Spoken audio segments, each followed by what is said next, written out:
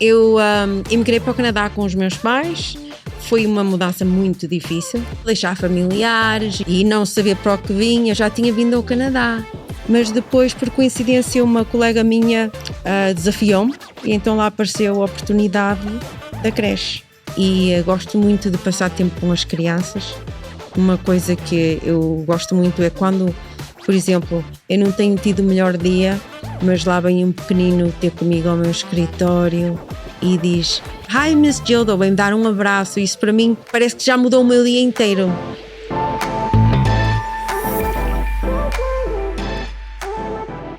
Este episódio tem o apoio de Creative 7, a empresa de marketing que faz o seu negócio brilhar.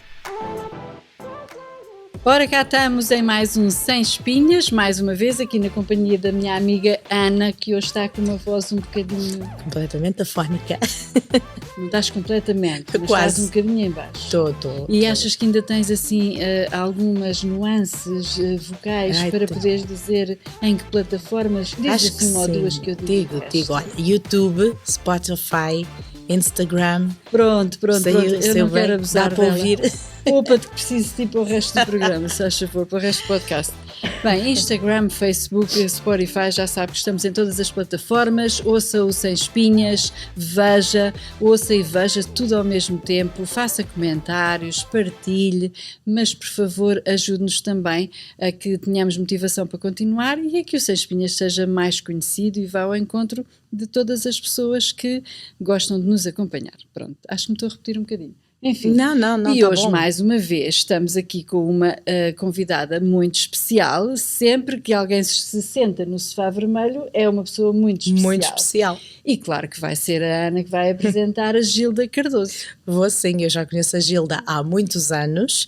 A Gilda tem um percurso um bocado parecido com o meu. Ela veio para cá criança ainda, 12, 13 anos, e depois nós conhecemos na escola secundária, mas ela é que vai contar essa história. Olá, Gilda. Olá.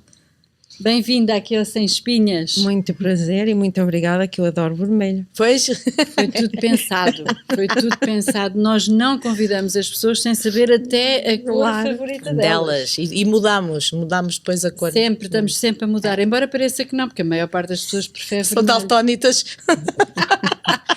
Aqui também dizemos assim uns disparates. Isto é tudo pensado para que as convidadas fiquem mais à vontade. Oh Ana, esta conversa é sem espinhas, mas tu parece que ficaste aí com as espinhas Uma espinha aqui entalada. E não é de bacalhau, que é o que é muito chato, mas pronto. Vamos lá começar então do princípio. O que é que vamos perguntar em primeiro? Gilda, é sempre interessante saber um bocadinho do percurso da pessoa, enquanto jovem. Nós geralmente perguntamos também com que idade é que vieram para o Canadá, como é que aconteceu essa mudança. De onde é que são? De onde é que são, tem que se saber sempre, que é para depois aí do outro lado do ecrã toda a gente dizer: eu também sou de Castelo de Neiva. Olha, já sabemos. Ora, muito bem, eu vim para o Canadá em maio de 1990, com 14 anos, sou de Castelo de Neiva, Viana do Castelo, claro, o local mais lindo de Portugal, para mim. É dessa garganta, eu claro. sei. Mas é assim, eu emigrei para o Canadá com os meus pais. Foi uma mudança muito difícil. Eu tinha lá muitos amigos. Tem memórias ainda desse? Sim. Ainda tenho colegas que ainda me dizem do último dia que se despediram de mim lá, ao sair do autocarro da escola, todas com a lágrima no olho, que eu vinha para o Canadá. E então isso para mim foi um bocadinho difícil, deixar familiares e não saber para o que vinha. Eu já tinha vindo ao Canadá. Tinha vindo cá em 1988, com o grupo folclórico da minha terra. Viemos para as festas do Dia de Portugal e gostei muito e pensei que o Canadá era só férias. Mas vim com os meus pais, tinha cá a família e foi muito bom, que tive sempre o apoio da família. E comecei na escola, comecei logo aqui no oitavo, acabei o oitavo, depois fui para o high school, a escola secundária onde eu conheci a Ana, e dali continuei. Falavas inglês quando vieste? Nada. Pois. Estava no primeiro ano de inglês, que é que eu aprendia os números, a dizer good morning, good afternoon. A conjugar o verbo to be. sim, a professora a tentar ensinar-nos a dobrar a língua dizia vamos lá todos dizer sopinha de matinha, nós todos ali a praticar com ela. Eu vim para aqui, pronto, eu já sabia dizer 30, mas não sabia dizer 30, dizia 30 e coisas assim, mas fui aprendendo, tanto que no high school eu estava no ESL, foi aí que eu conheci a Ana. Exatamente. Yeah. Então a Gilda veio depois, Sim. não foi? Mas encontramos ainda ali na no mesmo escola. sistema de ensino, Sim, ou seja, sim. para estudantes. Eu estava à que frente. inglês não é a primeira língua. Exatamente. E eu fiquei sempre muito ligada à professora de ESL.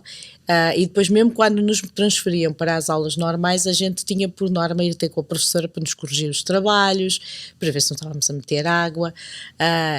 Foi um processo. Exatamente. E a Miss Guevara, né?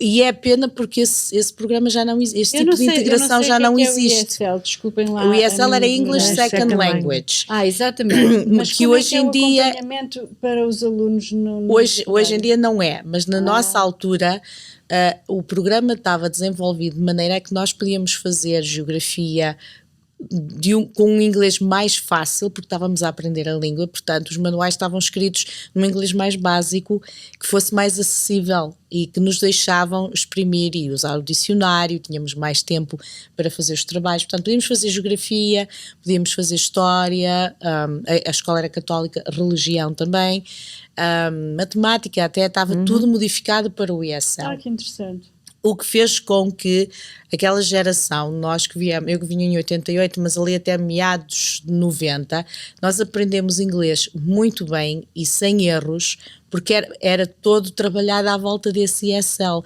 em que um professor de história corrigia os teus erros de língua também, né?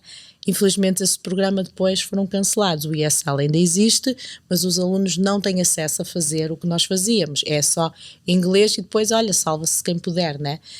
O que é um bocado chato. Eu lembro-me em francês de ter assistência, podia usar um dicionário para traduzir para português se eu quisesse. Hoje em dia eu tenho alunos ucranianos, sobretudo nas minhas aulas de francês, que nem falam francês, nem falam inglês, mas também não têm aquela assistência que nós tínhamos, e isso estão integrados. Por um lado é bom porque és obrigado a andar para a frente, mas por outro lado também aprendes a fazer muitos erros que não são corrigidos, né? Claro. E eu e a Gilda tivemos sorte ainda de apanhar esse programa, né? Eu acho que nos ajudou também eu depois mais tarde lidei com muitas pessoas no trabalho e em outros locais que não sabiam falar inglês, mas eu sentia que eu conseguia falar ao nível deles, porque o ESL preparou-nos a entender aquele inglês mais básico. E, por exemplo, o meu marido não é português, fala sempre muito mais rápido. Eu sei que uma pessoa que não fala fluente o inglês, eu já falo daquela maneira que eu aprendi para a pessoa compreender. Tens noção porque passaste por elas. Sim. Nós sabemos a dificuldade que é. Eu por acaso, isso foi uma grande ajuda para mim, que eu não sabia patabina. E fazer amigos e integrar-se, porque essa é uma altura também um bocadinho complicada da adolescência para uma mudança tão grande. Para mim foi fácil, porque eu dava-me com todos, comecei ali a ganhar confiança com a malta da minha turma, ali do ESL, que era a malta do ESL. Tinha também outras colegas conhecidas na escola, e depois também tenho cá primos, familiares, amigos, e tudo isso sempre me deixou. E se calhar o facto de estarem integrados numa turma ESL, ou lá como é que se chama, éramos todos os alunos iguais. Acabam por estar todos mais ou menos na mesma, no mesmo contexto éramos de vida. todos iguais, Sim. Exato. Pois é. Todos com os mesmos desafios. Claro. Exatamente, que bom. E mais tarde? Mais a vida tarde, adulta, continuei. como é que começou? Depois comecei. Primeiro emprego. Depois comecei a trabalhar. Tive a oportunidade de ir nas férias de escola para o trabalho onde trabalhava a minha mãe. Sempre davam prioridade para estudantes filhos de funcionários, e foi lá que eu comecei. Isso vinha a ser uma fábrica, e eu comecei lá a trabalhar em vários projetos de escritório, quando eles queriam limpar sistemas de computador ou fazer arquivos ou qualquer coisa assim. Pediam para vir estudantes e nós fazíamos o que eles mandavam, não era? E aí acabavam-se as férias, voltava à escola, e mais tarde, depois ofereceram-me lá trabalho. E eu disse, eu até ia continuar mais escola agora, mas até me dava um jeito eu começar a trabalhar. E então vou tirar a escola à noite, vou fazer outras coisas diferentes, mas então aceitei o trabalho lá. Comecei a trabalhar no escritório, em vários departamentos. É uma empresa de que área de negócio? Era mobília, escritórios. Ok. Yeah. E então continuei lá, depois começaram sempre, vinham ter comigo, gosto da maneira que trabalhas, vai haver tal posição, que achas tu concorrer para esta posição, ok? Às vezes eu estava com medo, mas olha, vamos lá tentar. E continuei ao ponto que cheguei a ser encarregada. Foi a primeira encarregada, a primeira mulher encarregada da corporação. Continuei lá uns anos. Depois, mais tarde, tive as minhas filhas e fiz vários projetos lá, além de ser encarregada de um departamento, um dos maiores departamentos que lá havia. Assistia noutros projetos como a ISO 14001, que envolvia muita política e também envolvia dar um bocadinho de formação às pessoas que trabalham lá sobre esse sistema. Então eu fazia vários training sessions, formação para as pessoas que trabalham lá, e alguns, como não falavam inglês, então eu facilitava, porque muitos eram portugueses. Aqueles que não eram portugueses, eu, como falei há bocado, tentava falar de uma maneira mais básica para que me compreendessem e que chegasse, que eles conseguissem ter o que eu queria que eles tivessem daquela oportunidade. Claro. E então corria bem, eu gostava muito, e gostava muito do pessoal que lá trabalhava. Mais tarde, depois de ter as minhas filhas, já estava a ficar um bocadinho saturada e precisava de uma mudança. Mas foi uma grande aprendizagem, porque parece-me que fez tantas coisas diferentes umas das outras. Aprendi muito. Que lhe deu a possibilidade de ter conseguido adquirir várias competências diferentes. Aprendi muito, muito, muito, muito lá, e estou sempre grata por isso. E dali, o facto que eu já trabalhava com leis do Ministério do Ambiente, quando mudei para as leis do Ministério da Educação. Ao fundo, se tu fores a ver, é tudo sobre política e regras, e o sistema vai dar um bocadinho, vai dar ao mesmo quase, só que são coisas diferentes. E então isso facilitou-me muito no meu trabalho que eu tenho agora. Então, por coincidência, desisti. Eu já nem me lembro muito bem. Eu parei um tempo, já não me lembro quanto tempo eu estive sem trabalhar, mas depois, por coincidência, uma colega minha desafiou-me. Ela disse, eu gosto da maneira que tu trabalhas, se tu quiseres, eu entro contigo, e então lá apareceu a oportunidade da creche. E ela ainda é hoje a minha sócia, e esteve lá comigo no primeiro ano, ajudou-me muito a compreender aquilo tudo, não é? E o nosso trato já era que, desde que eu conseguisse levar aquilo sozinha, que ela que depois, e a vida dela, que ela tem mais que fazer, não é? E então foi isso, eu continuei e gosto muito. Em que ano é que adquiriste a creche? 2013. Já há bastante tempo. E é onde? Bom. E tem capacidade para quantas crianças e para que idades? Ela riu-se. Temos uma pequenina. É para eu me rir. Vou pôr só no total. 122 crianças. A parte da creche são 10, porque normalmente aqui a creche é os infants, não é? Em Portugal. Aqui é tudo considerado um daycare, mas em Portugal a creche é os pequeninos, infantário.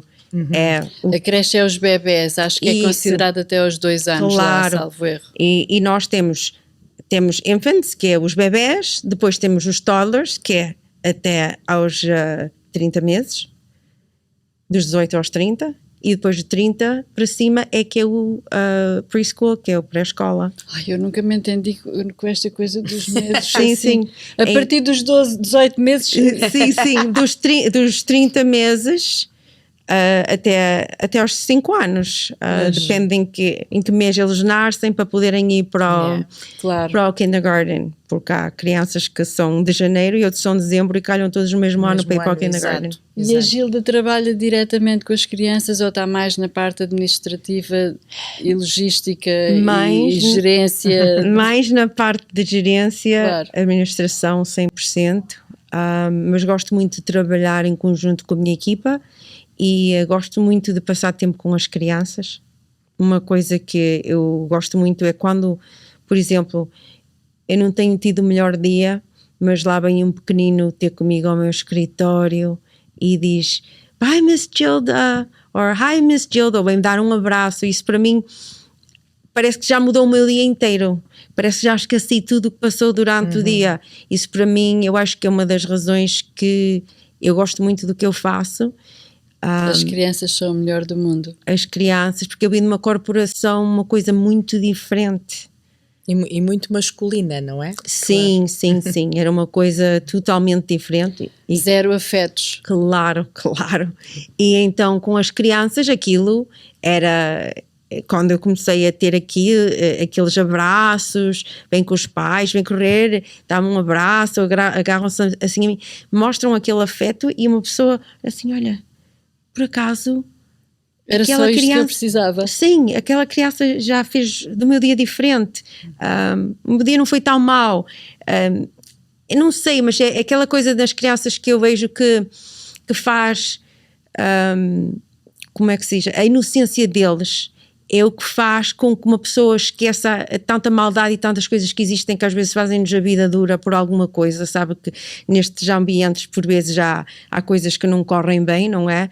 E por vezes já há sempre pessoas que te querem lixar, seja por que for, porque... Coisas mínimas. Claro. Até, o mundo dos adultos é bastante diferente do mundo das crianças. E depois uma pessoa lá vê... Mas afinal eu estou aqui, mas é mais por eles, porque são eles que valem a pena, são eles que precisam do carinho, são eles que precisam de alguém que olhe por eles. E para mim isso é uma coisa que parece que me dá em troca do trabalho que eu faço. Gilda, ter um infantário é de longe uma tarefa fácil. Que desafios é que tu enfrentaste no início? Porque eu sei que a burocracia...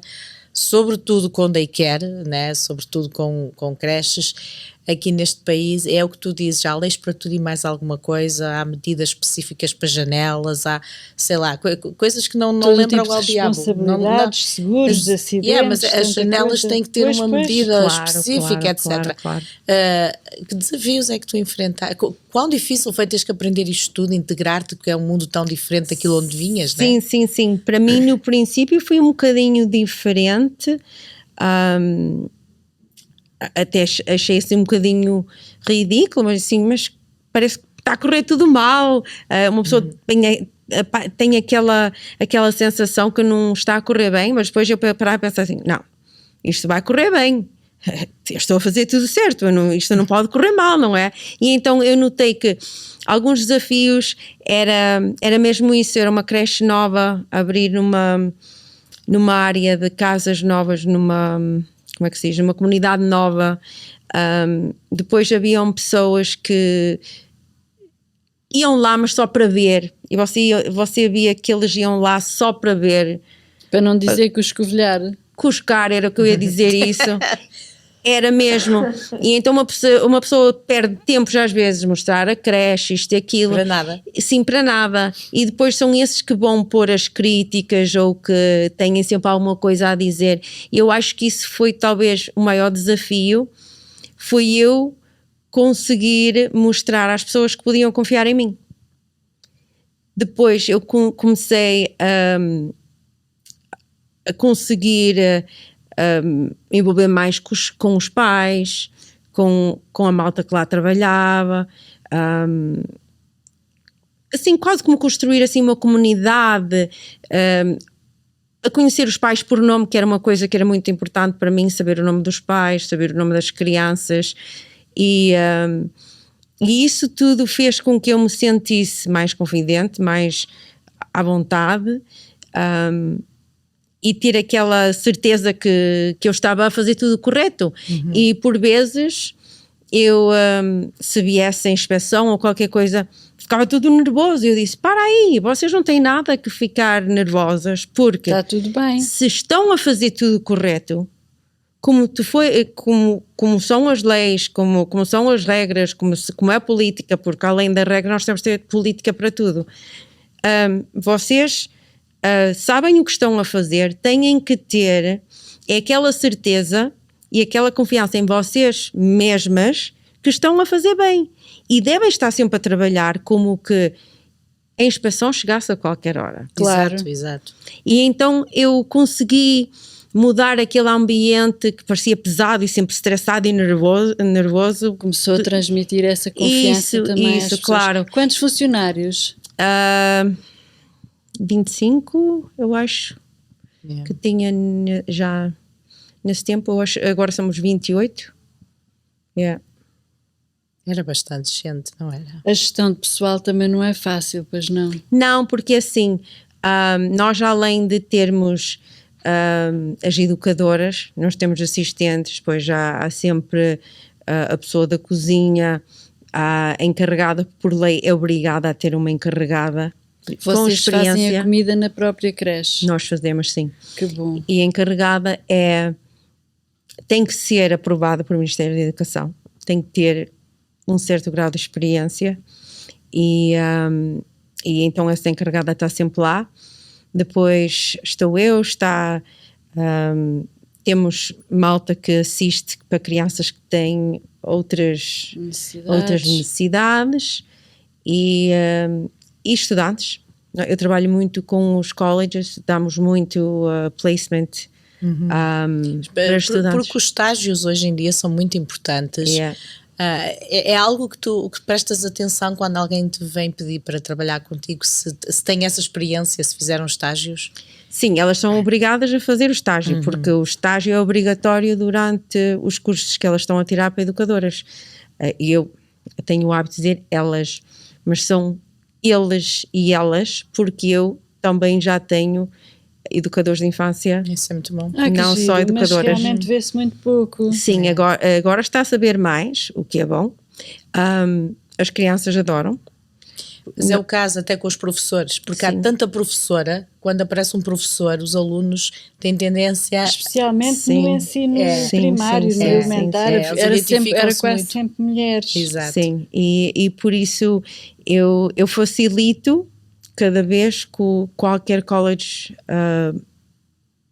me envia o pedido, eu tento sempre, todos os semestres, ter pelo menos 3, 4.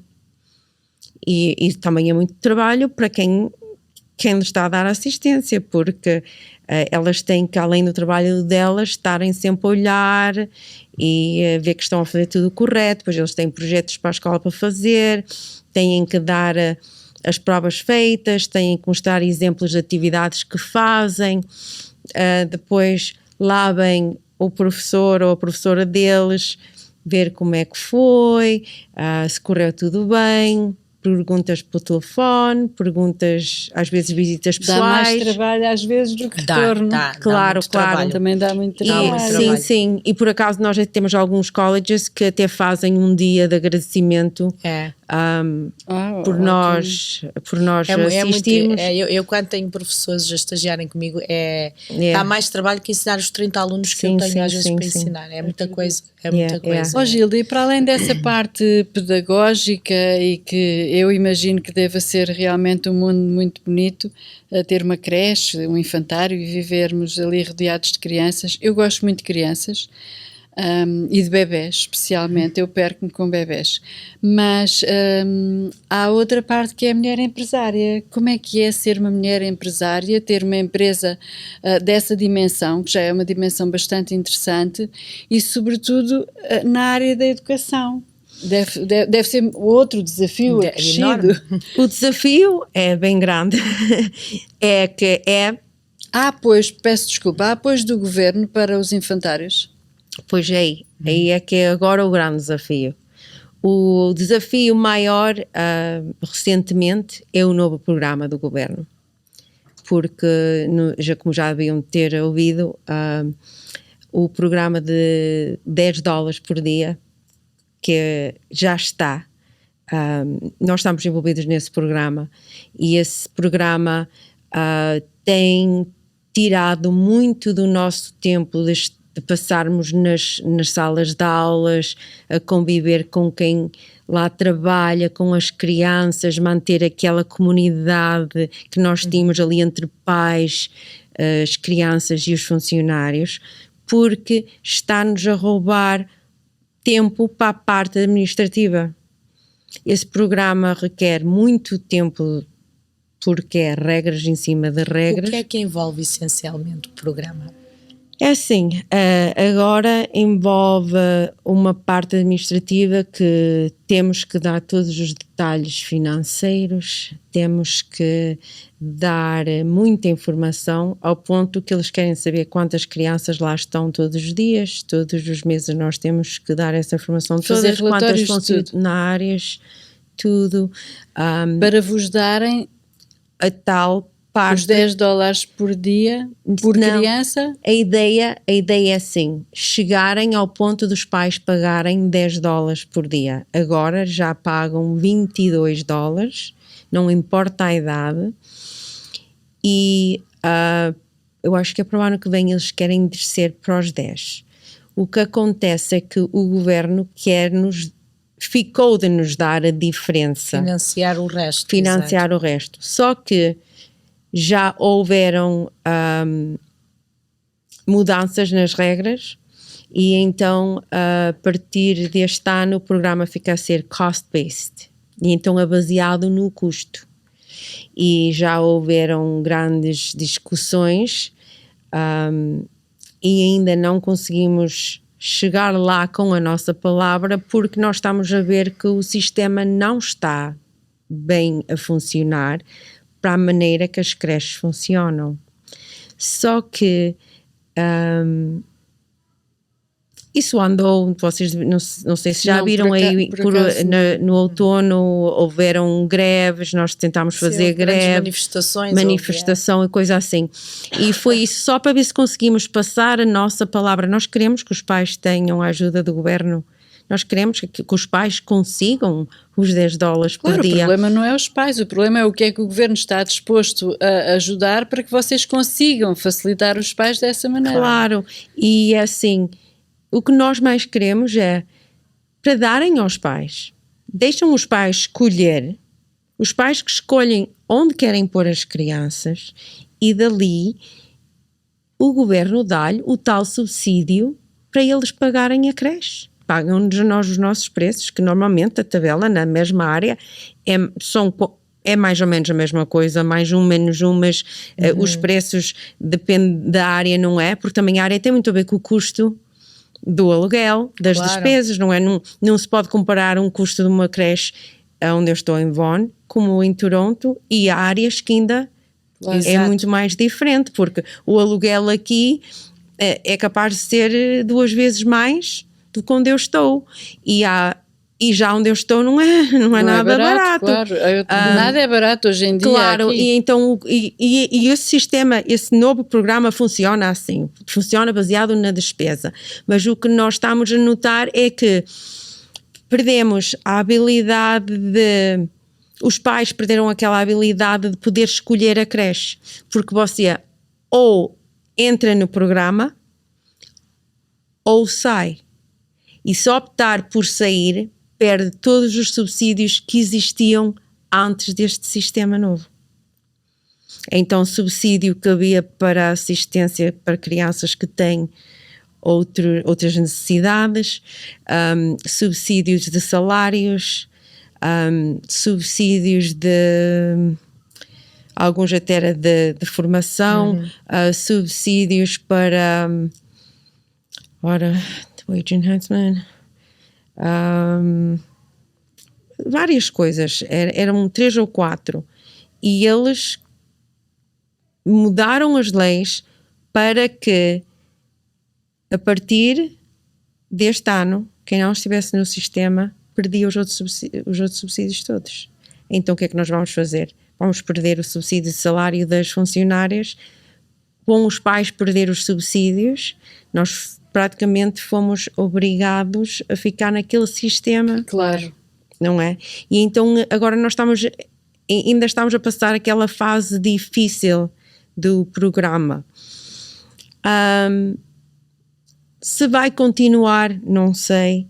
Se vamos continuar nós, eu também não sei, porque isto ainda é tudo uma coisa muito fresca, muito nova. E uma das coisas que me chama sempre a atenção, e se calhar vocês estão a passar pelo mesmo, quando há mudanças nas escolas, as últimas pessoas a serem consultadas são os professores, no entanto são aqueles que percebem mais do assunto. Passa-se o mesmo com vocês. Os primeiros a Claro, ser ouvidos, deviam claro. Várias vezes vocês devem ouvir nas notícias we met with our stakeholders. Quem são os stakeholders? Porque a nós ninguém nos perguntou nada. Quem tem a experiência, quem está no campo, quem percebe, nunca é consultado. Claro, e é isso que milita no Ministério da Educação. E então, pronto, é isso que tem feito, eu acho, essa parte do nosso trabalho um bocadinho mais difícil e vir à parte administrativa mais saturante, mais cansativa, e está-nos a tirar daquele envolvimento que nós tínhamos, aquela ligação com os pais. Isso. Claro. Houve uma fase ali que eu até me sentia, já estou farta disto, eu já nem quero isto mais para nada.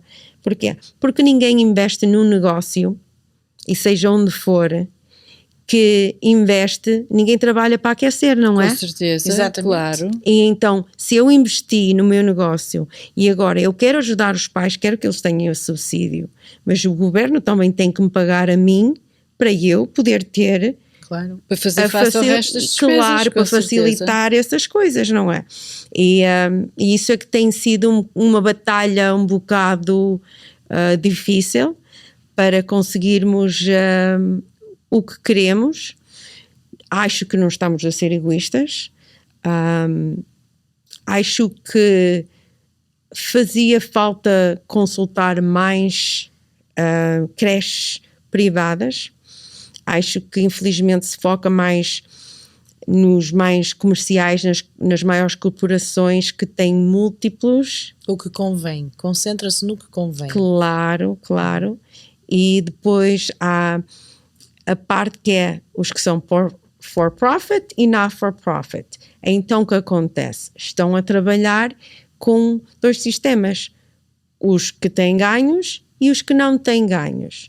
Mas os que não têm ganhos nunca tiveram que investir, que eles já estão a trabalhar com os fundos do governo. Do governo, exato. Não é? Então se eu investir no negócio meu, eu quero ter ganho. Tens de ter lucro, porque ninguém é um negócio. Claro, ninguém abre um negócio para não ter lucro, não é? Claro. E isso é uma coisa que nós achamos que estamos a ser um bocadinho prejudicados. Muito prejudicados, muito. É isso, realmente não Não, faz mas a muito pior sentido. parte é que não estão a deixar a opção. Isso. Ou te alias ou estás desgraçado. Isso é que é o problema. E ninguém é contra os pais receberem o subsídio, porque é bom, pois, a questão facilitar não é essa, as famílias, claro. Não é? Só que nós também não podemos tirar de nós, claro, para dar, não é? E perdermos, porque nós investimos ali. É como se os pais recebem o subsídio e está tudo bem, mas a creche tem que receber o mesmo montante equiparado para fazer face às despesas que tem. Claro. Porque vocês não trabalham com voluntários, certamente. Claro, não é? Nem podemos. São funcionários, as pessoas têm os seus ordenados, há as despesas mensais enormes. O voluntário não conta. Não, eu estava a ser irónica, sim. Claro. Por exemplo, porque assim... Podemos ter voluntários legalmente, sim, a partir dos 18 anos, mas não pode contar como como é que se diz já na ratio, covering ratio? A pessoa, o número de pessoas pelo... Não está nos quadros, Isso. Yeah. Não estando a ocupar o lugar para aquela quantidade de crianças... a pessoa tem que corresponder a um determinado número de crianças. Claro, não pode ser um voluntário. Um voluntário pode ser um bocadinho de uma ajuda, ou até para até brincar, assistir a brincar com as crianças, ou assim.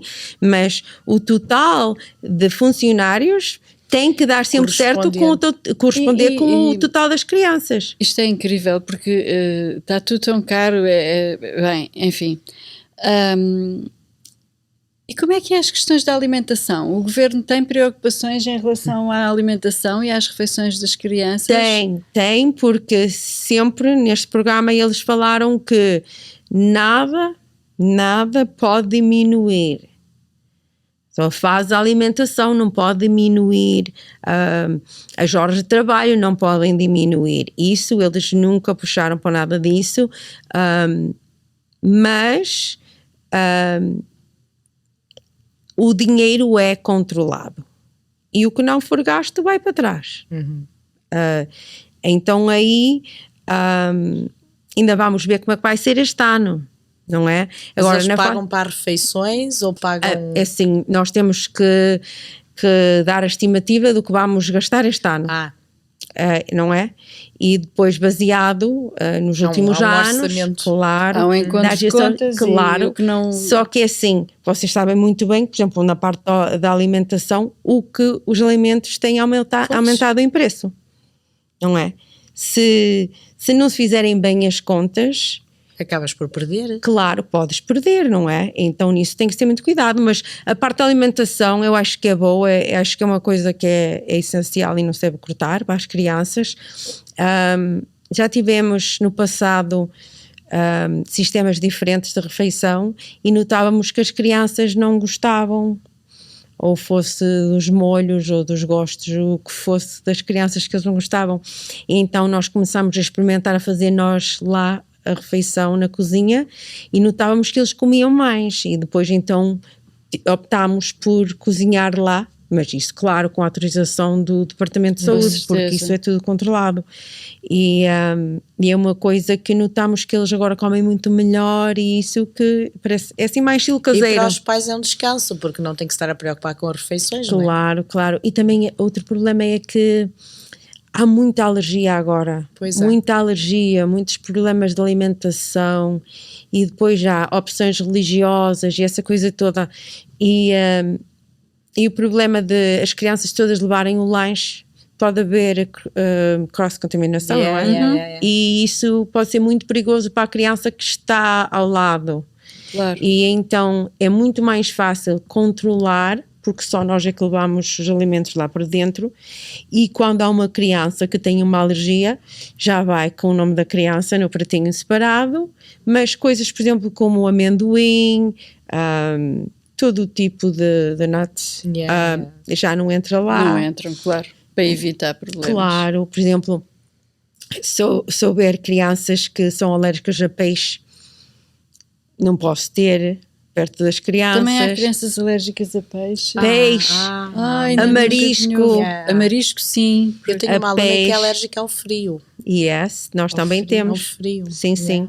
Nós também temos uma criança que é alérgica ao frio, já tivemos. Eu também conheço outra que é alérgica ao frio.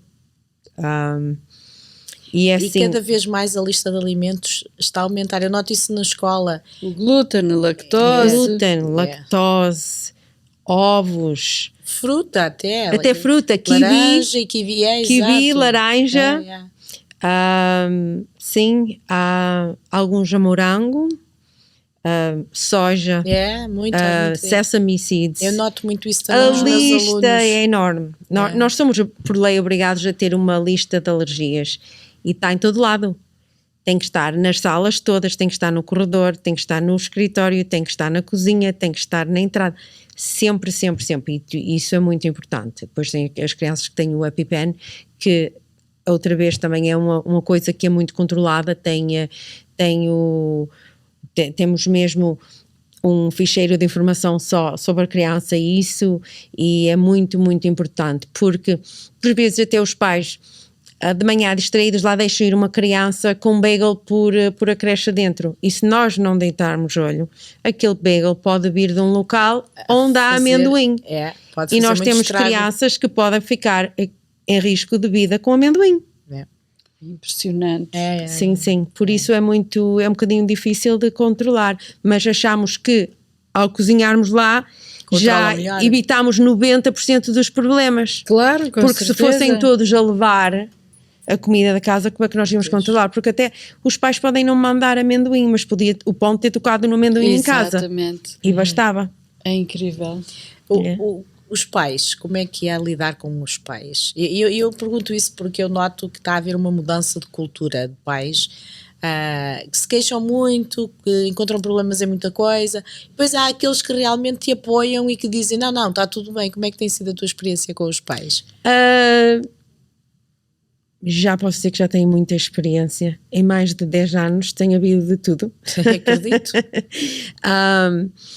Há, por vezes, coisas que os pais reclamam e têm razão, e eu sempre disse, a minha porta está sempre aberta a saber qualquer coisa que possamos fazer melhor, estou aqui, e por vezes são coisas, uma pequena falha ou assim, mas que chamam a atenção, isso é muito importante. Também ser grata aos pais por dizer, olha, eu não passo-se isto, eu acho que isto devia ser assim um bocadinho, ou devia ter tido mais aquela informação, ou faltou isto no papel, qualquer coisa assim. 100%, dou-lhes a razão. Depois já aquela exigência que é fora do normal. Claro. E aquela expectativa que inalcançável. A professora ou a educadora ou auxiliar é obrigada a fazer isto e aquilo, e não é. Porque o facto de os pais às vezes quererem ir com pressa buscar a criança, ninguém é obrigado a vir cá fora vestir o casaco e pôr as botas, pô-los prontos já à porta, que infelizmente há pais muito bons que chegam lá, sentam-se, passam um bocadinho com as crianças, e não estou a falar contra dos que não podem, que há alguns já na corrida da vida, não é?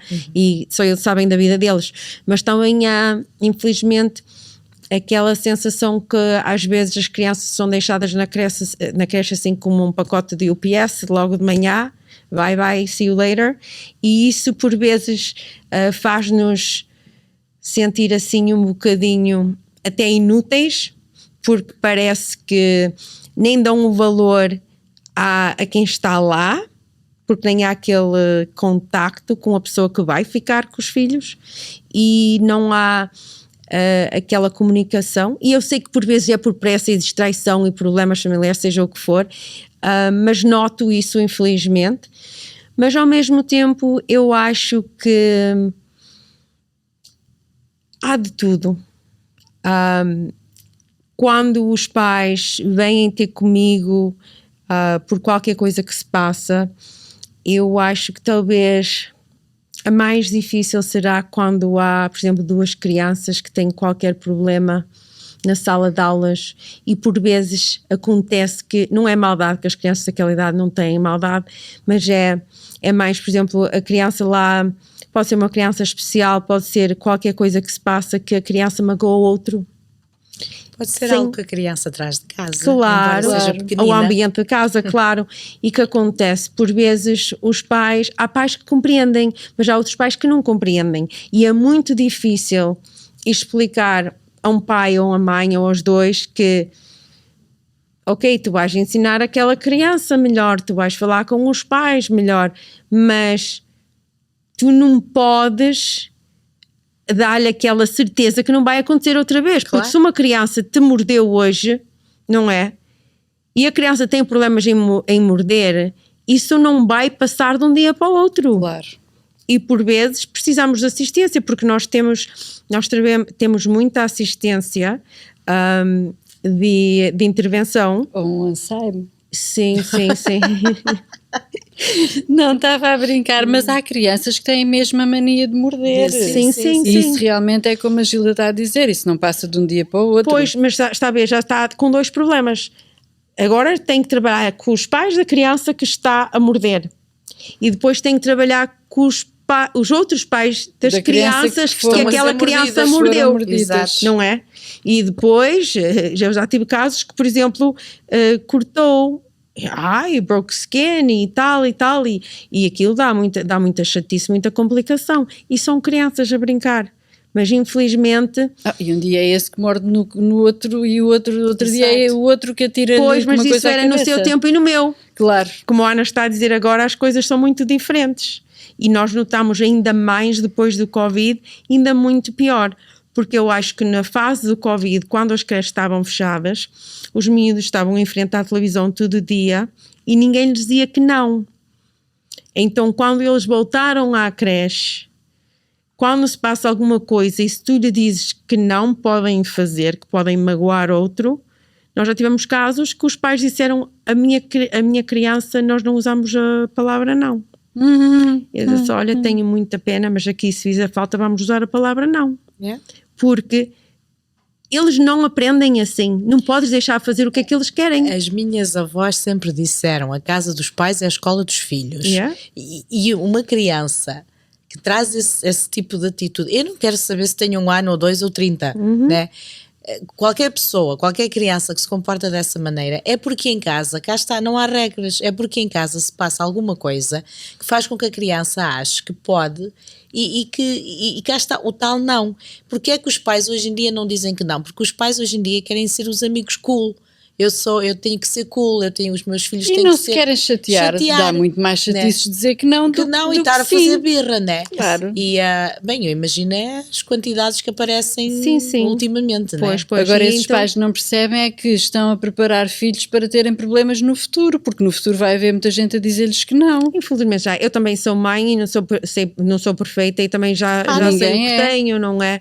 E estou a ver porque eu ainda tenho uma filha no high school, não é? E são idades complicadas. Aquela fase muito complicada. E por isso eu noto que de hoje em dia as crianças são muito espertos, sim, são muito espertos, são muito mais alertos talvez do que nós éramos, porque eles têm acesso a muita mais coisas. Têm acesso a muita coisa, mas é só para o que querem. Porque eu noto muito agora a passar para a fase da adolescência. Vocês falam para eles e não há um adolescente à minha volta que faz e eu, mas que ou que qualquer ou então se lhe coisa. disser qualquer coisa que tem que fazer, qualquer coisa prática em casa, no dia a dia, na cozinha, no quarto, não sei o quê, se lhe disser assim, olha, vais fazer isto e isto. Não se enrascam. Não. Ou tens que dar os comandos um de cada vez. Não, é um bocado estranho, porque é assim, eles são espertíssimos, são inteligentíssimos, mas depois as coisas práticas do dia-a-dia são uma nulidade. Claro. E não é culpa deles. Não, a culpa é nossa. É dos nós pais. estamos a criar este tipo de geração. Sim. E então, nós, uma coisa que é assim, nós na creche, não há castigos, é contra a lei e nós não castigamos. O que nós fazemos nós tentamos, quando uma criança tem conflito com outra, ou quando uma criança não quer participar, nós então tentamos levar a criança para outra atividade onde a criança vai distrair e sair daquela, mudar-lhe um bocadinho assim, aquela teimosia ou a fase que ele estava triste ou zangado, porque por vezes naquela idade eles são tão pequeninos que até a falta de comunicação é o que causa qualquer problema que tenham com o outro, ou às vezes, com certeza, claro, e então eles estão naquela fase que ainda estão a aprender, e então o que nós fazemos é, se assim, por exemplo, isso de morder ou se magoam, e às vezes quando dá na cabeça, sem agarrar no brinquedo, dá na cabeça do outro, não é? E os pais vão logo, e a professora não estava a ver, sim, a professora estava a ver, mas já há casos que os pequeninos, esses não fazem muita coisa porque é uma para cada 3 e eles não se mexem ainda muito, não é? Mas, por exemplo, aqueles 18 meses aos 30, é uma por cada 5. Claro. E eles estão naquela fase que eles estão a aprender a correr e a andar e a saltar e elas já andam sempre atrás deles. Claro. E nisso tudo, elas ainda têm que ter as atividades para eles. Elas têm que os ter sempre entretidos, que eles não podem estar sem atenção, que depois começam a chorar e começam a correr e a fazer coisas que não devem. E ainda têm que trocar fraldas. Têm rotinas de lavar as mãos antes das fraldas, depois das fraldas, quando chegam de lá fora, antes de comer. Só de ouvir. Pois, e as vezes que elas trocam fraldas por dia. Pois não. E têm que desinfetar entre criança, têm que trocar de luvas entre as crianças, têm essas coisas todas para fazer. Mas a maior parte eu não sei se os pais terão essa noção, mas a maior parte das pessoas não tem noção do trabalho que dá, das exigências que são, e é um ritmo alucinante, porque as crianças não param mesmo. Não param. Claro, a creche era cara, porque, para quem ainda é, para quem está fora desse sistema, porque há muitos gastos, tanto na parte de trabalho, de funcionários, muita hora de trabalho, porque nós estamos abertos 11 horas por dia. Meu Deus. Abre a que horas de manhã? Das 7 da manhã às 6 da tarde. E servimos as refeições todas. Então, Uau. elas têm que estar lá para o pequeno almoço. Há crianças que vêm para a creche que deviam ter mudado a fralda em casa. E depois, elas têm que as limpar, não é? As crianças têm que estar sempre a lavar a mão, voltar para o pequeno almoço. Depois, se vai buscar o brinquedo, já tens que levar outra vez, lavar as mãos, antes de voltar para a mesa comer. É muito Por isso cansativo. que eu sou professora de escola secundária. É, muitos escolhem isso. E então o que acontece? É um trabalho que fica a ser muito exausto. Yeah. E eu dou muito valor às funcionárias que tenho e todas as educadoras e auxiliares, e acho que elas, não são bem pagas, e outra coisa, elas não recebem o mérito e o valor que elas merecem. Exato.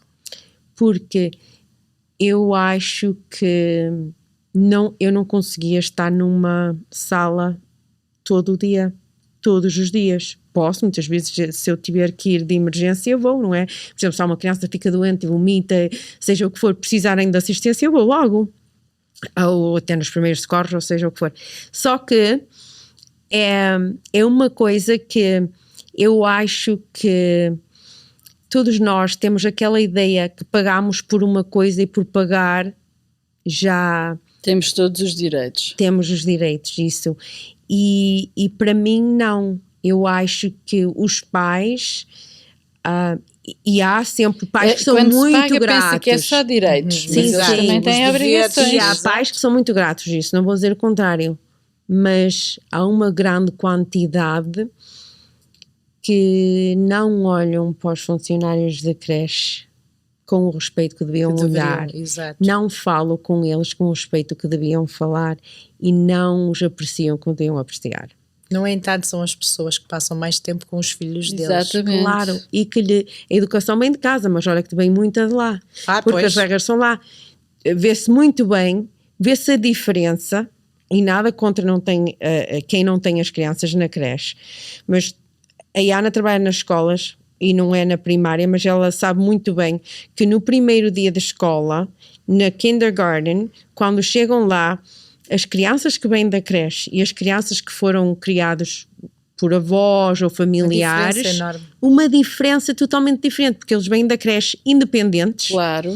Eles sabem pôr as botas deles quando saem da creche, sabem pôr o casaco deles, sabem pôr as luvas deles, e de alguns viram daquela idade, mas já sabem a rotina.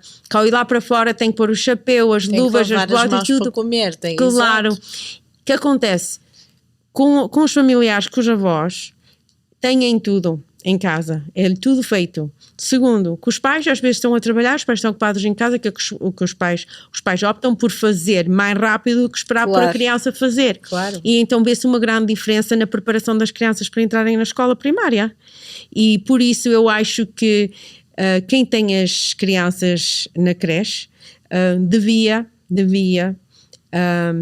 ser mais grato e claro, valorizar mais aquelas pessoas que tomam que conta, e tomam que conta dos ensinam e filhos. Sim, sim. e que ouvem e que acompanham e que acarinham. Bem, eu agora vou ter que mudar de assunto radicalmente. Não, mas só um segundo, eu queria Faz dizer uma favor. coisa. Mas da mesma maneira que eu falo assim dos pais, eu falo com as funcionárias. Eu digo-lhes, vocês não se esqueçam que os pais deles deixam os milhões deles todos nas suas mãos de manhã. Eu gosto com elas milhões, porque a coisa mais importante da vida deles não é São dinheiro, os não é filhos. nada. Claro. Ok? É os filhos. Então não vos esqueceis que os pais saem para o trabalho e para irem focados no que têm que fazer no dia e descansados, eles deixam o que é mais importante na vida deles nas vossas mãos. Elas também sabem disso, que eu também digo isso a elas. E eu sempre fui aquele tipo de pessoa que vejo os dois lados. Vejo a parte dos pais, mas também vejo a parte delas, não é? Cada um tem que fazer a sua parte. Claro. E a falar que sim, as funcionárias têm um trabalho difícil, mas e que deviam ser mais como é que se diz? Mais Reconhecidas reconhecidas, mas ao mesmo tempo também há muitos pais que reconhecem E isso também é bom. Mas era bom sempre que de fosse tudo um muito pouco. mais. Era Claro. bom que fosse muito mais. E Cristina, Claro. então vá lá, qual é a Agora, mudança radical que então, nós mudança temos? radical é que é assim, como a Gilda já tem pouco que fazer e pouca lenha para se queimar e pouco com que se entreter, ainda foi desafiar o padre Ricardo para umas loucuras aqui em terras canadianas. verdade. Queremos saber como é que isso aconteceu e porquê. Correu muito bem.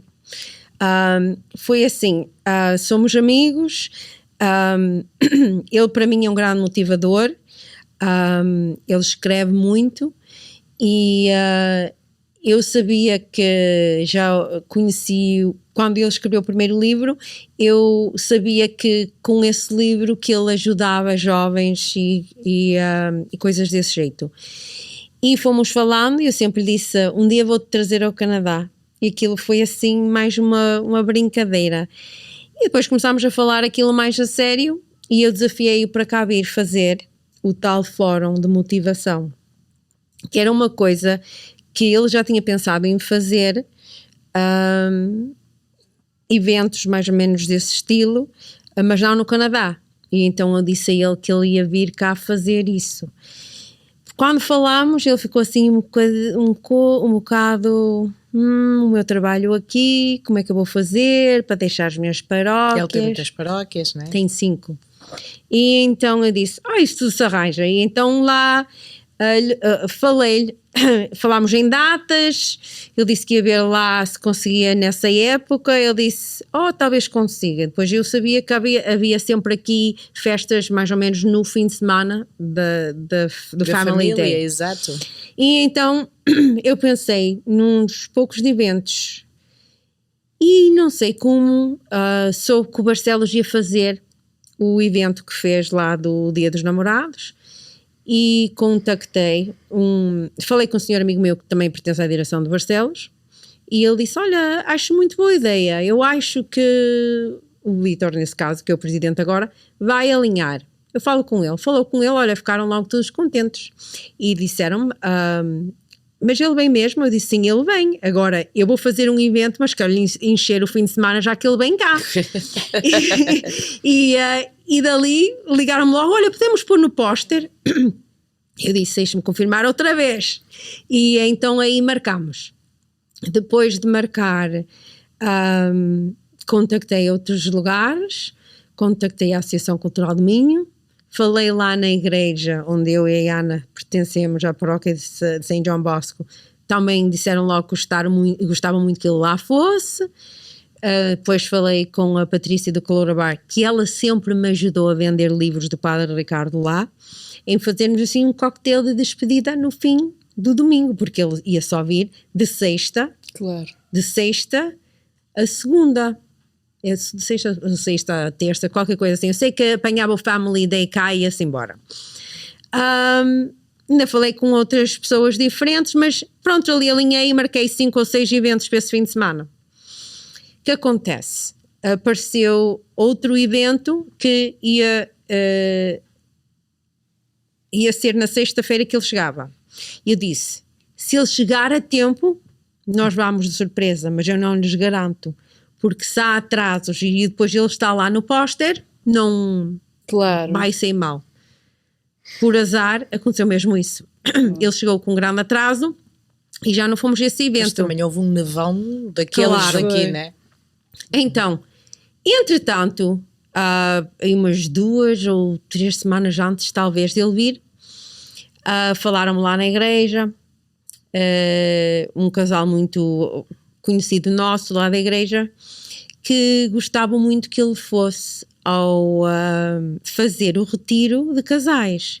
E a primeira coisa, quando a senhora me ligou, eu disse assim, acho que ele vai fazer isso, que ele disse-me que eu não podia ver muito tempo. Depois disse, mas de qualquer maneira eu posso perguntar.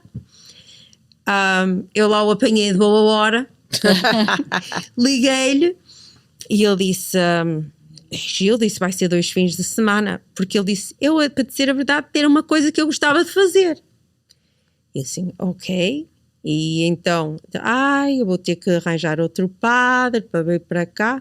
Assim, olha, vê lá as tuas coisas e se conseguires diz. Então ele lá me disse que conseguia. Quando eu disse à senhora assim, olha, você deve estar de boa hora ou rezou a alguém especial, e você rezou muito, porque ele diz que sim. Aí eles ficaram logo E todos tudo contentes. isso foi organizado por ti. Sim. Então, já que ele estava cá, eu tentei que ele fizesse mais algumas coisas, já que ele tinha cá os livros para fazer a demonstração do livro, que foi a razão principal que ele também veio a esses eventos, arranjar assim mais alguma coisa.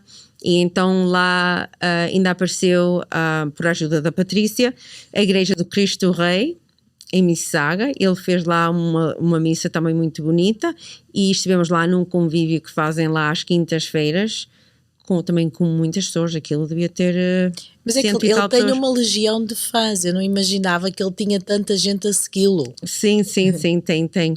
E então fizemos muita coisa. Aqueles 10 dias correu super bem, mas foi super cansativo. Pois, Pois, faço imagino. uma pequena ideia. Foi super cansativo. Eu também exigi um podcast no meio Sim, disto tudo. ainda bem Claro. que já- mas isso já estava no plano original. Nós já estamos assim com bastante converseta. É verdade. Vou só fazer uma última pergunta à Gilda e depois fazes tu aquela que já É de sabes. praxe. A Gilda considera-se uma pessoa mais religiosa ou mais espiritual? Ou se não encontra diferenças entre a religiosidade e a espiritualidade? Eu acho que encontro uma diferença. Eu diria mais religiosa, mas não me acho assim fora de normal. Eu desde pequenina, para as pessoas que me conhecem da minha família e amigos, sabem que eu sou mais religiosa que outras pessoas na minha família. Eu acho que foi umas coisas que eu aprendi com os meus avós. Desde pequenina levavam-me a Fátima, levavam-me em passeios religiosos. Eu tenho muitas memórias com da minha avó paterna, que ela levava-me à igreja. Que engraçado. Yeah. Mas é engraçado porque eu também Só sou com as estou- minhas avós. só que eu estou Não, mesmo com a não, boca esteja à seca. vontade, claro.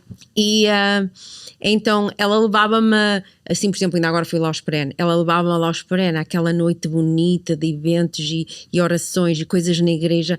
Quando era a Via Sacra, a minha terra fazia uma Via Sacra muito bonita, ainda fazem. Ainda fazem? Sim, mesmo ao vivo.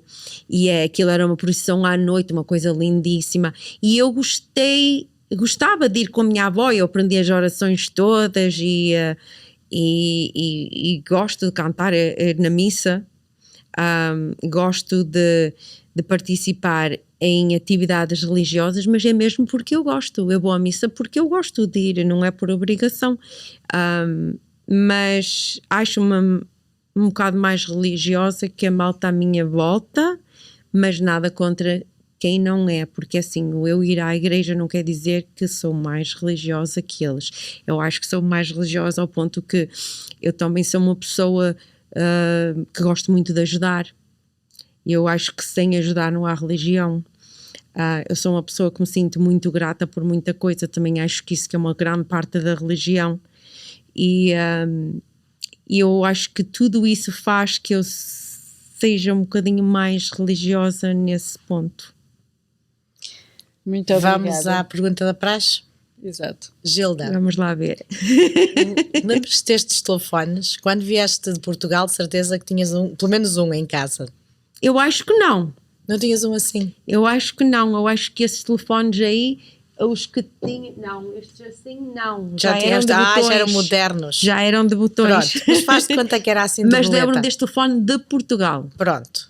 Na casa dos meus avós havia. Se tivesses a oportunidade de pegar neste agora e fazer uma chamada ao passado, com quem gostavas de falar e o que dizias? Ai, que boa pergunta. Ao passado? Assim, desde o momento não estou a ver com quem. Ninguém de especial na tua vida?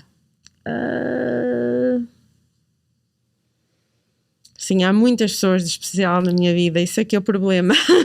Fala de algumas. Ou alguém a quem gostaria de dizer alguma coisa que nunca teve a oportunidade? Este telefone é mágico, isto É dá para muita mágico. coisa. Sei lá. Aí agora vocês apanharam-me, porque eu não estou mesmo assim a ver com quem é que eu falaria. Falavas com alguma avó? Falava com... talvez com a minha avó paterna, por causa que ela também foi a última a falecer. E eu passei muito tempo com ela e eu aprendia muito com ela. E eu acho que agora, na minha idade, quando eu olho para trás, eu assim, que burra, na idade da parvalheira, eu ia para Portugal e despachava-me a jantar para a corrida com os amigos, para aqui e para lá, e podia ter passado mais tempo com eles. Gostava que se estivesse com ela, se tivesse a oportunidade de estar agora com ela, de conversar mais com ela. Tenho que levantar o telefone? Não, não precisas levantar o telefone. Não. Mas cá está. Que giro. Yeah. Muito obrigada, Gilda. Yeah. Foi uma conversa muito boa, muito interessante, que trouxe uma data de temas diferentes e, sobretudo, mostrou que as mulheres são grandes empresárias, grandes seres humanos, grandes exemplos, no fundo, para os mais jovens que possam inspirar-se com uma vida tão bonita, tão completa. Obrigada. Muito obrigada eu.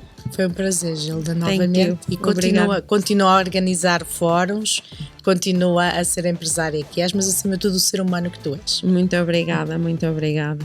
E chega assim ao fim mais um Sem Espinhas. Já sabe, pode seguir-nos nas redes sociais, nas plataformas online, no Spotify, no Instagram, no Facebook, no TikTok, no YouTube. Hoje digo tudo porque a Ana não está pelos ajustes para falar. Comente, partilhe e ajude-nos a levar este Sem Espinhas mais longe. Obrigada. Este episódio tem o apoio de Creative 7, a empresa de marketing que faz o seu negócio brilhar.